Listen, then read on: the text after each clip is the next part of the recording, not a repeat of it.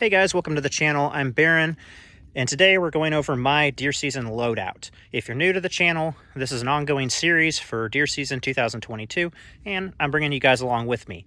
And this is what I carry for pretty well all the scenarios that I may come across when I'm deer hunting. This works whether I'm going to be in the blind, whether I'm going to be moving between multiple spots just on the ground. This has me covered. So let's go through it. This year for the buck I'm going after, I'm using a Romanian SAR-1 in 7.62x39.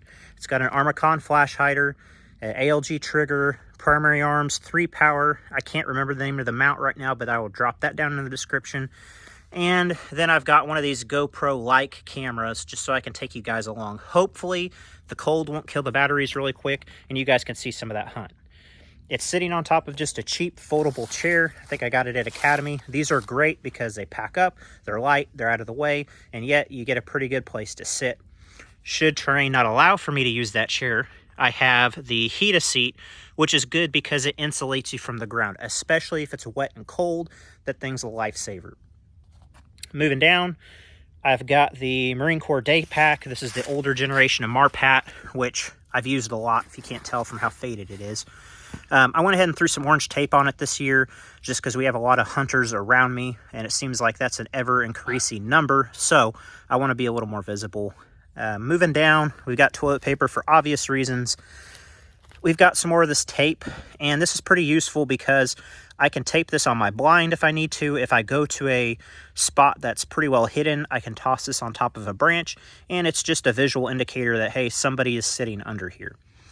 In this bag, I will have snacks in it, and this is great because I can throw the trash in there as well, and it keeps the smells sealed up. And then, of course, some hot hands. Keep my coffee in this one. This one is just a single wall Nalgene, which I've got water in that. If I'm going to be doing a lot more walking, I'll throw a couple extra water bottles in the pack. Moving over, I think the second most important piece of gear, other than the rifle and the med kit, is going to be a good set of binoculars. These aren't super expensive, but they're crystal clear. They allow me to see a long ways to differentiate what is what, and very clear. So I like these a lot, and if you don't use binoculars, you really should because they are a game changer.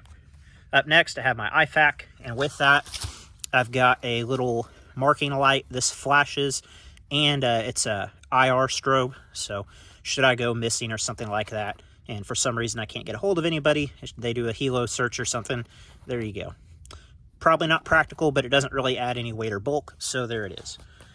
Cheap headlamp, e-tool, which goes with that, obviously. And then I've got 2 knives here. My primary is a Hess, and this is the whitetail model. I really like this, especially for cleaning deer. And then my backup is this Queen Cutlery, which is well used and loved, stainless steel fixed blade. Those 2 are kind of my go-to. I did forget to mention, I keep the binoculars in I think this is a Swedish issued ammunition pouch. It's a rubberized canvas, and it's silent pull tab, so keeps the binoculars safe and waterproofed, and it's quiet, unlike the Velcro pouch that this came with. Next up, we've got my rain gear, my Gorka top and bottom. I keep that in my pack unless, of course, I need it. Then we've got a cat pole, and what this is it is adjustable, so you can adjust it up and down to whether you're sitting or in the prone or standing, and it allows you to rest your rifle in here. It also doubles as a walking stick. Really like these.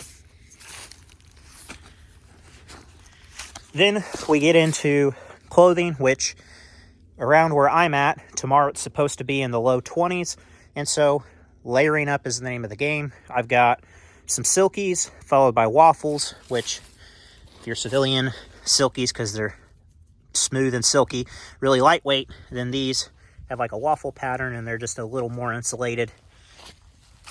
OCP bottoms, wool socks, and then I will also have another pair of socks underneath this, plus some heavy boots. For my outer layers, I've got a fairly lightweight jacket that is water resistant, and then my Carhartt. What I do is I layer up in all of this, and then I can always take some of this stuff off as the day progresses. Generally, I'm usually just wearing this and my trousers, maybe a couple of these layers by the end of the day, but it gives me that flexibility because we'll see 20 to 30 degree temperature swings throughout the day. That's pretty common, and this keeps you comfortable, particularly in the morning when it's freezing.